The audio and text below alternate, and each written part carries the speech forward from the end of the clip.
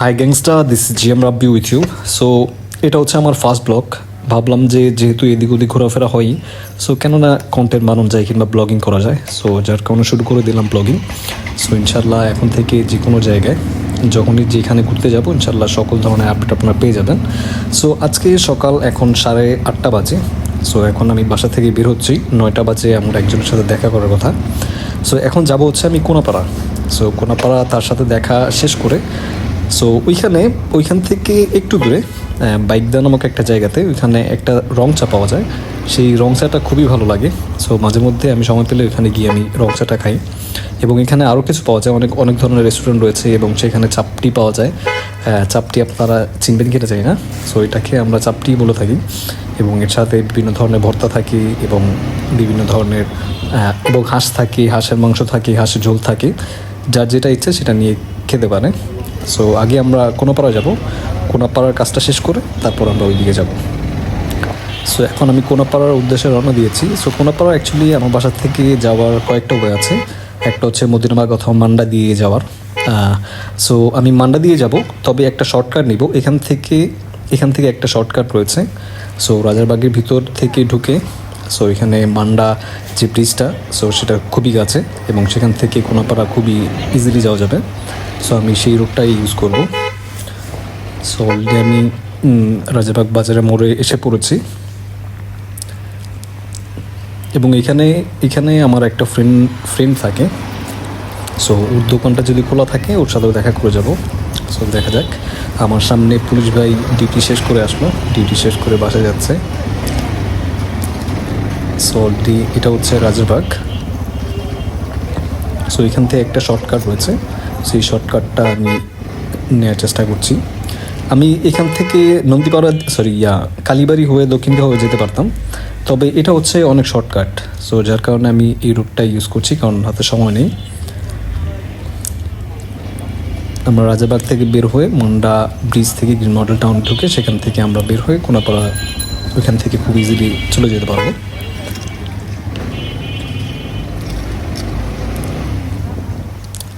So এখানে অনেক সব দোকানই তো দেখতে পাচ্ছি বন্ধ। তো আমার বন্ধু মনে হয় দোকান খুলেনি, কারণ এখন অনেক সকাল 8:30।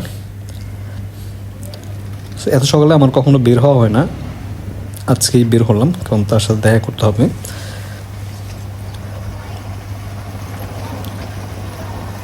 সো এর সামনে হচ্ছে আমার বন্ধুর দোকান। ও দোকান বন্ধ, যাই হোক আমরা আমাদের কাজের উদ্দেশ্যে চলে যাই। এই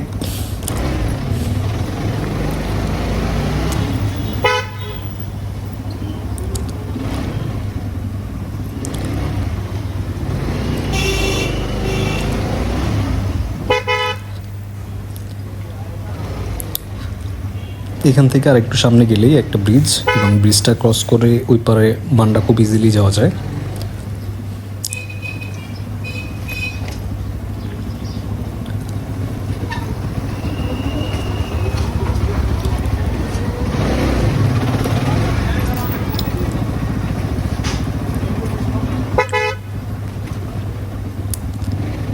এটাই হচ্ছে রাজারবাগ থেকে এবং মান্ডার একটা কানেকশন ব্রিজ।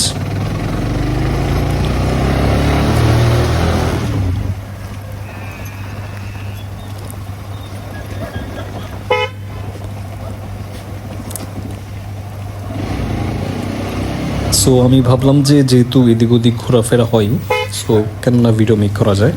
সো আমি যেখানে যাই না কেন সো আপনাদের আপডেট দেওয়ার চেষ্টা করব। সো অ্যাকচুয়ালি ব্লগিং করার ট্রাই করছি। সো দেখা যাক ইনশাল্লাহ। এখন এদিক ওদিক তো ঘোরাফেরা হয়, সো ভিডিও মেক করতে তো আর প্রবলেম হবে না। সো জাস্ট ভিডিও মেক করে আপলোড করবো। সো এতে করে আমিও ঘুরতে পারবো, আপনারাও দেখতে পারবেন। সো অলরেডি আমরা মান্ডা চলে এসেছি। এখান থেকে একটা মান্ডার শর্টকাট। সো একটু সামনে হচ্ছে মান্ডা ব্রিজ এবং গ্রিনমল টাউন। সো গ্রিনমল টাউন আমরা ইউজ করবো কোনাপাড়া যাওয়ার জন্য। এটা একটা বাইপাস এবং শর্টকাট বলা যায়।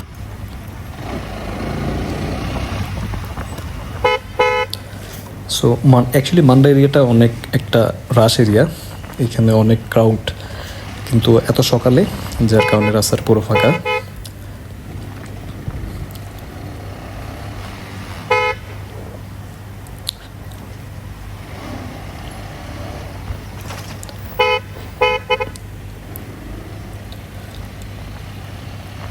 সো আমরা গিনবল টাউন ব্রিজে চলে এসেছি।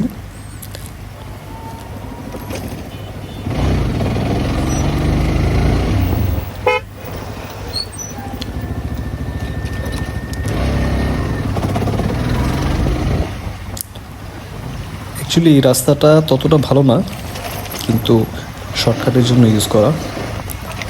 রাস্তার অবস্থা অনেক খারাপ থাকে, আর যদি বৃষ্টি হয়, বৃষ্টি হলে তো রাস্তার অবস্থা পুরো বাজে হয়ে যায়। সো কয়েকদিন বৃষ্টি হয়নি, গতকাল বৃষ্টি হয়নি, আজও বৃষ্টি হয়নি। বাট গতকাল রাতে একটু বাতাস ছেড়েছিল, ভেবেছিলাম বৃষ্টি হবে, বাট বৃষ্টি হয়নি। এই যে আগের বৃষ্টির পানি এখনও জমে আছে। আর যদি বৃষ্টি হয় তাহলে তো অবস্থা আরও খারাপ থাকে।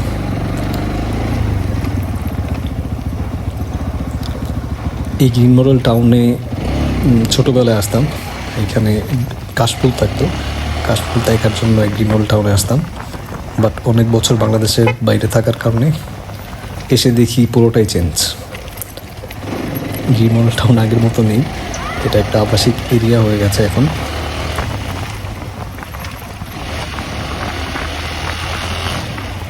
আগে এখানে এত রুট ছিল না, জাস্ট বালুর পাইপ ছিল, পাইপের উপর হেঁটে হেঁটে আমরা এখান থেকে মানিকদা অথবা কোনোপাড়া ওই দিকে যেতাম। বাট এখন অনেক সুন্দর রাস্তা, বাট অনেক সুন্দর না, ইটের রাস্তা। তবে এটা যখন পিচ ঢালাই করবে, সো তখন এই রোডে চলে অনেক ভালো লাগবে এবং আমরা শর্টকাটগুলি ইউজ করতে পারবো। এটা বাইপাস হিসেবে ইউজ করা যায় গ্রিন মডেল টাউনটা। এই আজকের প্রথম ব্লগ তো, ক্যামেরার নাট ভালো করে টাইট দেওয়া হয়নি, ক্যামেরা ঘুরে যাচ্ছে বারবার। সো ক্যামেরার নাটটা টাইট দিতে হবে।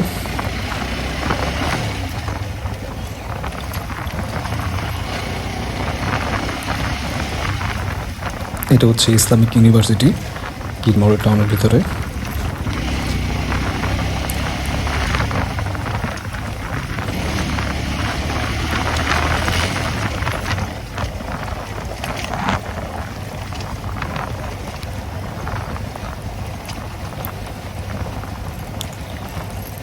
আজকে ফ্রাইডে, সবার ছুটি, সো সবাই মিলে এখানে ক্রিকেট খেলছে।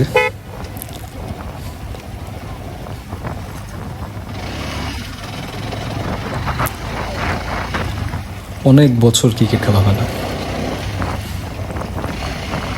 ক্রিকেট কেন, কোনো খেলাধুলাই করা হয় না, অনেক বছর হয়ে গেছে।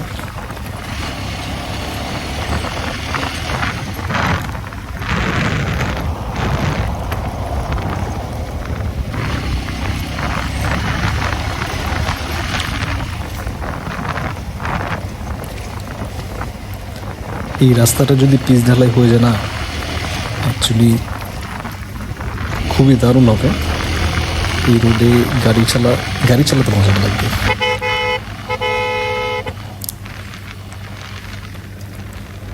কারণ এত বড় রোড, যদি নাই টানা যায় গাড়ি যদি লাফায় তাহলে ভালো লাগে না। অ্যাকচুয়ালি রাইডিং করে সেই ফিলটা পাওয়া যায় না।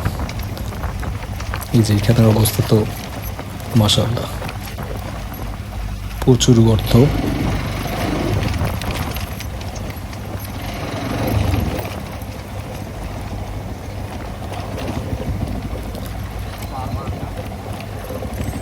অলরেডি আমরা বাইপাস করে ফেলছি, এখন আমরা গ্রিন মডেল টাউন থেকে বের হব। সো এখান থেকে ডানে হচ্ছে কোনাপাড়া এবং বামে হচ্ছে মানিকদা। আমরা আগে ডানে যাব, ডানে কোনাপাড়ার কাজটা শেষ করে তারপর আমরা মানিকদা হয়ে বাইক দিয়ে যাব।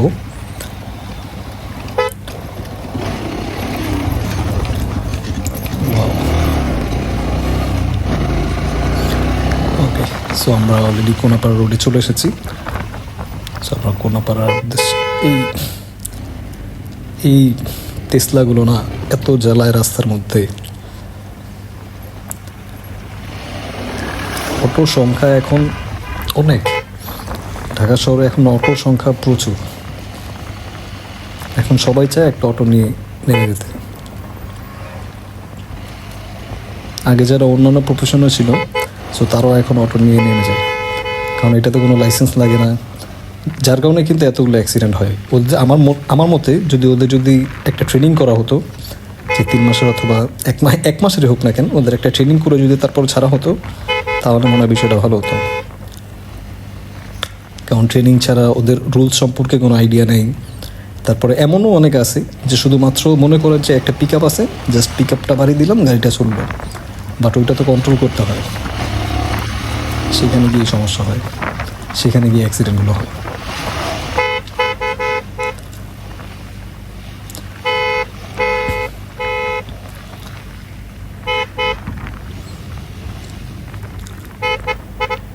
এখানে মাটির ট্রাকে রাস্তার কী অবস্থা! এখানে যদি বৃষ্টি হয় তাহলে এই রাস্তাটা, এই জায়গাটা খুবই ডেঞ্জারাস হবে।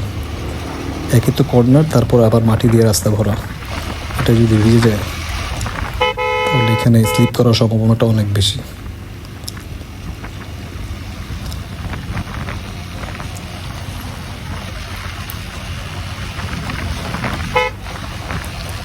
ওকে, সো আমরা কোনাপাড়ার কাজটা শেষ করবো। কোনাপাড়ার কাজটা শেষ করে আমরা ইনশাল্লাহ চা খেতে যাবো। সো আপনাদেরকেও দেখাবো ওই চায়ের দোকানটা। সো খুবই ভালো। এখানে একটা মহিলা থাকে, মানে চাচি বলা যায়। চাচি উনি চাপটি এবং ভর্তা এগুলো আইটেম বিক্রি করে, এবং চাচা সেখানে চায়ের দোকান। সো ওনার চাটা খুবই ভালো লাগে। চায়ের মধ্যে উনি লেবু পাতাটা ইউজ করে, সো যার কারণে চায়ের স্বাদটা একটু অন্যরকম হয়ে যায়। ভাই অনেক যাবত ডানে ইন্ডিকেটার দেয়া, বাট উনি ডানে চাপতেছে না, সো ওনার জন্য ওয়েট করে লাভ নেই। এই যে তেসলা, ওর মতো চালাবে, এই যে কোনো গুরুত্বই নেই, ইন্ডিকেটার তো নেই এই তেসলাতেই। সো ওরা কখন কোথায় মুভ করে বোঝা খুবই টাফ, আর ওদের ইচ্ছে মতো ওরা মুভ করে, ওদের নাই কোনো রুলস নাই কিছু। সো যাই হোক, আমরা অলরেডি চলে আসছি। সো এখানেই আমি দাঁড়াবো, সো এখানেই উনি আসবে। সো ওনার সাথে কাজটা শেষ করে ইনশাল্লাহ আমরা আমাদের চায়ের উদ্দেশ্যে রওনা দিব। সো আপনাদেরকেও দেখাবো যে চাটা কেমন হয়, খুবই ভালো হয়। সো আশা করছি ভালো লেগেছে ভিডিওটি। যদি ভালো লেগে থাকে অবশ্যই ভিডিওটিতে একটি লাইক করবেন, অবশ্যই পেজটিকে ফলো করে রাখবেন, এবং আপনি যদি ইউটিউবে দেখে থাকেন অবশ্যই আমার ইউটিউব চ্যানেলটি সাবস্ক্রাইব করে সাথে থাকবেন। ধন্যবাদ, ভালো থাকবেন।